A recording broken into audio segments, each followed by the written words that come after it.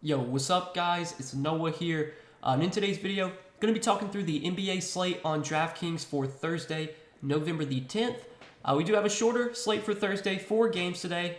As always guys, we're going to talk through each one of these 4 games. I'm going to give you guys my quick early thoughts on this slate, what does stand out to me taking a first look on Wednesday night. Before we do get started with the breakdown though, as always, if you guys do enjoy these DFS videos, please hit that like button down below. I always appreciate the likes. Hit that subscribe button if you have not yet. And if you are new here, check out the sponsor of the video, PrizePicks. PrizePicks is a player prop based DFS site. Pretty simple and easy to use. You're just taking more or less on a player's projection. Now, right now, when I'm making this video on Wednesday night, there are no NBA props up yet for Thursday. But obviously, check the board sometime Thursday. There will be plenty of NBA props available that you can take a look at. You can see if there's anything that you like, that you want to play. They do have some stuff up for the NFL game tonight. We do have the Panthers and the Falcons playing on Thursday night. So if you're into NFL, there's some NFL props you can look at if there's anything that you like there. College football's going on. College basketball I know just started up. You got esports, PGA. Pretty much every sport imaginable is available on PrizePicks. And if you guys are not playing on PrizePicks yet, get signed up over there. Use promo code NOAH. You will get your first deposit matched up to $100 when you do sign up with my promo code. And I should be sharing a couple plays I like for PrizePicks today. Definitely should have a video up for NBA. I'm not sure yet if I'm going to have a video posted for this NFL game, but I should have an NBA video posted.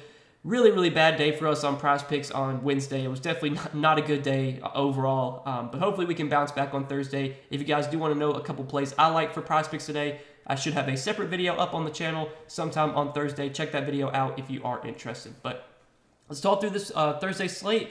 4-gamer. We'll start off with the first game of the night, the Mavericks and the Wizards. So the Mavericks, they are on a back-to-back today, but I would assume, probably no injuries here. I think everyone should be good to go. So looking at Luka as the top option, 12,500. I think on this short 4-game slate, Luka is clearly the best spend-up option. He's really expensive. He's going to be tough to get to. Right now, we don't really have any value, but that could change. There's always a chance somebody randomly gets ruled out and we get some value. It's going to be tough to pay up for Luka, but I think he's by far the best pay-up option on this slate if you can get to him. We just know the massive upside that he has. I mean, he kind of had a floor game against Orlando on Wednesday, and he still put up 51 DraftKings points. Like, Luka is so good that his floor is literally 50 DraftKings points. Obviously, he's got that 65, 70-point upside, if not more than that. Washington, I think, they're a solid defensive team, but I still think Luka's a guy that's basically matchup-proof. He's definitely in play on this short slate. But like the Wizards guys, I'm not that interested in. Porzingis is 8,500. He's really expensive. He's not been great the last 2 games without Bradley Beal. I thought no Beal would be a big boost for Porzingis. So far, it hasn't really been. But I think he's bound to have a good game at some point. The price tag though just doesn't make Porzingis look like that great of a play today. It's a revenge game, but I'm not super interested in him. Kyle Kuzma, kind of the same thing. Like, he's not really been that great the last 2 games without Bradley Beal. He's 7,400, which feels like an appropriate price tag. Kuzma only has 1 game over 40 DraftKings points this season. He's just not been really outperforming his salary. I think there's more upside, more potential for shot attempts for him without Beal. But really, until we see it, I don't have a ton of interest in Kuzma. Spencer Dinwiddie's a guy that I am kind of interested in. So Christian Wood did not play on Wednesday, and I think that really helped Spencer Dinwiddie. Christian Wood's a guy that plays a lot with the second unit. He's a high-usage player. So not having Christian Wood out there, you're going to see Spencer Dinwiddie really dominate the usage in that second unit whenever he's not playing with Luka. And we saw him have a really good game against Orlando. 38 minutes, 19 shot attempts, 49 DraftKings points. The $6,200 salary, I think, is pretty appropriate for Dinwiddie, but his upside and his role should definitely be better without Christian Wood. So I definitely have some interest in Spencer Dinwiddie today. Monte Morris as kind of like a point guard value play is okay. He should play over 30 minutes. His minutes are pretty secure without Bradley Beal. Production's not been that great, but I think at 5,400 he's still a fine option. I know Dwight Powell's been starting lately, but I really don't have any interest in him, especially where he's 5,100. No interest in Powell. I know Goodwin's been playing well lately, but he's kind of been doing it in limited minutes. I just don't want to chase this kind of production. I mean, he's been averaging 1.2, 1.3 fantasy points per minute, and I just don't think he's that kind of player. So not that much, not that much interest in Goodwin. I mean, there's really nothing else I'm loving in this game. It's not that appealing of a game. Will Barton you can maybe go to for value. I think without Bradley Beal, there's kind of there's more minutes available for Will Barton. He has played 24 and 27 minutes the last 2 games. Not been super productive, but he's only 4,100. if you're trying to build lineups where you pay up for Luka Doncic, I mean, you're going to have to look to a guy like Will Barton. And I think if you do get 26, 28 minutes from Will Barton today, he could put up 24, 25 DraftKings points and be a solid play at his salary. It's all going to depend on what kind of value we get as the day goes on, but I do think that Will Barton is someone we can look to kind of as like an early value. And I think that's it, man. Like, there's really nothing else I'm loving in this game. It's not that appealing to begin with, but I do think Luka looks like a really good play if you can fit him. There's some other guys we talked about that I'm interested in too. But let's move on to the next game, talk about the Hornets and the Heat. So the Hornets, they're another team on a back-to-back today. But we already got news that, no LaMelo once again, no Gordon Hayward, Cody Martin still out too. Starting off, though, at the top with Jimmy Butler, $9,100 for Jimmy Butler.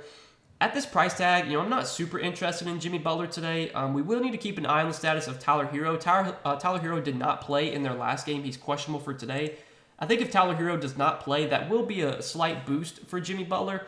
In their last game without Tyler Hero, 33 minutes from Jimmy Butler, 42 DraftKings points. He had 6 steals in that game.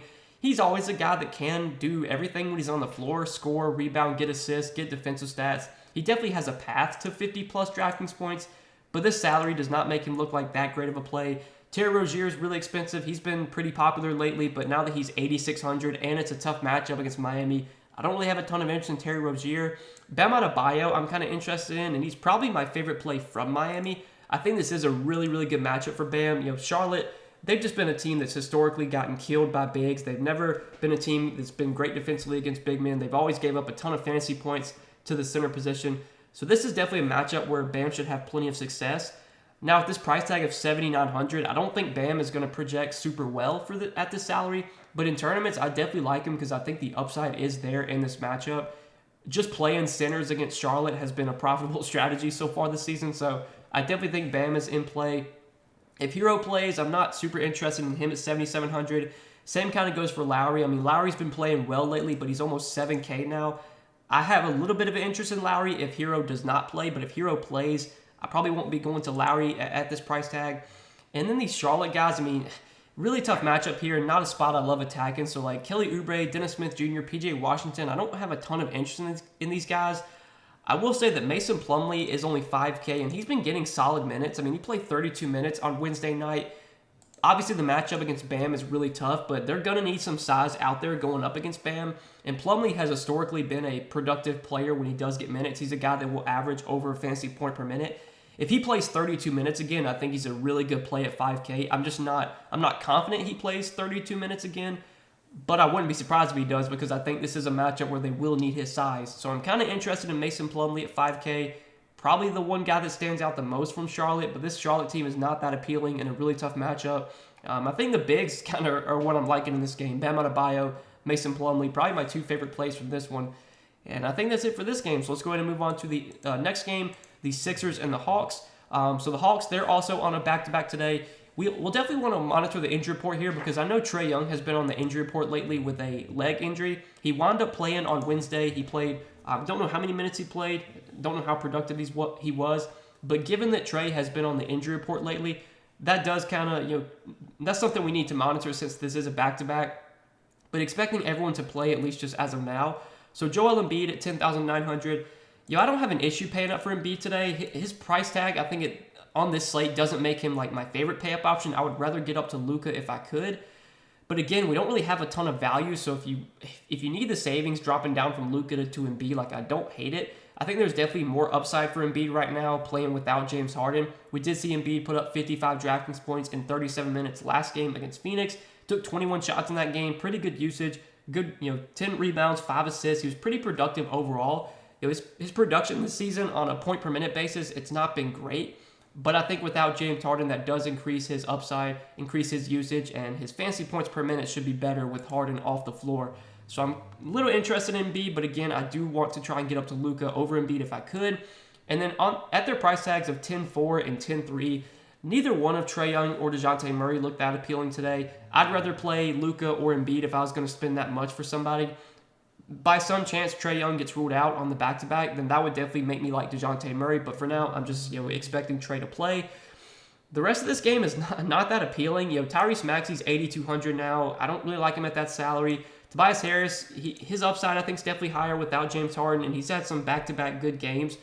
So at 7,100, like I don't hate Tobias Harris. I think he is in play, but this salary does not make him like a standout option. D'Anthony Melton has been starting in place of James Harden. He's 6K. I think that's an appropriate price tag for him. If not, maybe a little bit too expensive. John Collins at 6,300 doesn't really stand out. Clint Capella is like the most frustrating player because he'll have like these massive games out of nowhere and then he'll just do nothing for a few stretch of games. Pretty sure he had a massive game on Wednesday when they played Utah. I remember checking the box score and he had like, I want to say like 16 rebounds and like 13 points at like halftime. So he had a big game Wednesday. They're going to need size out there against Joel Embiid. So like Capella's probably going to have to play close to 30 minutes here. Don't love the matchup, but Capella is one of these guys that does offer a lot of upside when he gets the minutes. It's just predicting when he's going to get those minutes is always the tricky part. But I think Capella's a fine GPP play on a short slate like this. And like there's really not much value in this game. I mean, DeAndre Hunter at 4,900 is okay. He's going to play like 30, 32 minutes most likely. He doesn't really offer much upside, but again, value on this slate is pretty thin. So like if you want to go to Hunter for value, I don't hate it. The Sixers bench guys, I'm not really that interested in. I know Georges Niang has had some good games lately. He had that good game against Phoenix, shot 7 for 11, 7 for 10 from 3. He's a good three-point shooter, so he can have those games where he does shoot the ball really well. But at 4,300, he's not like a great value play at this salary. So I think that's probably it for this game. I think that kind of we discussed everything here. So let's go ahead and talk about the last game of the night, the Blazers and the Pelicans. Both these teams are on a back-to-back today, so this is going to be something we have to keep an eye on. Obviously, with the Pelicans on a back-to-back, we need to make sure that everyone's healthy here, that everyone's going to play. I know Brandon Ingram was banged up for a while. I know obviously I'm pretty sure Zion's going to play on back-to-backs this year. At least I don't know if he's played on a back-to-back yet. I don't know if they've had a back yet. So they did have a back-to-back and he played. So I'm expecting Zion to play.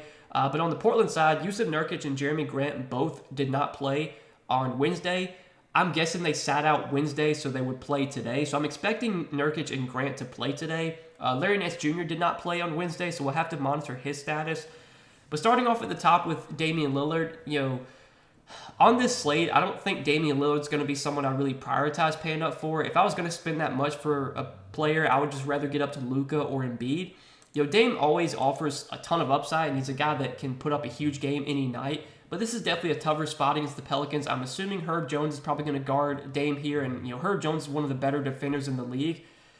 I expect Dame to be pretty low owned on this slate, so like in tournaments, I think it's okay to go there, but I'm not really prioritizing Dame today. The Pelicans guys, it's always tough to prioritize these Pelicans when they're all healthy. Zion's almost 9K, Ingram's almost 9K, McCollum's over 8K. Like at their price tag, none of them really stand out. Zion offers plenty of upside, but he had a really bad game Wednesday. He really struggled. The price tag's also up to almost 9K now. Brandon Ingram at 8,700 feels priced correctly. It's a revenge game for CJ McCollum, but at 8,400, he feels kind of priced correctly. So I'm not really that interested in the Pelicans.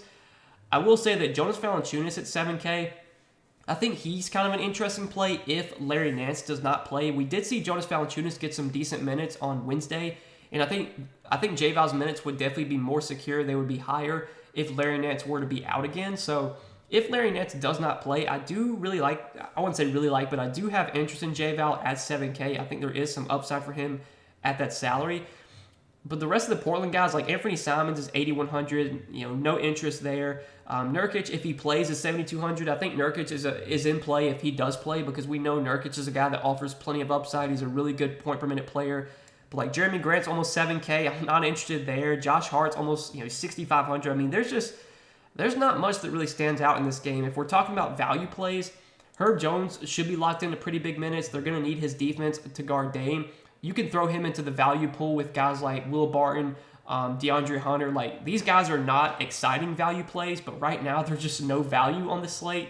So I think Herb Jones at 4,800 is someone that we can target as a value.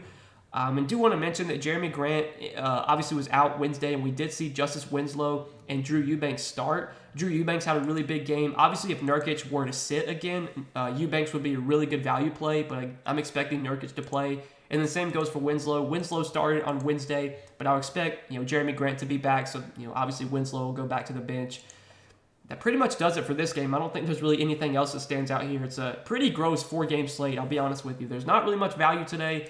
The pricing is pretty tight. It's tough to find a ton of plays to love today, but we'll have to see what kind of news we get, if any, as the day goes on Thursday.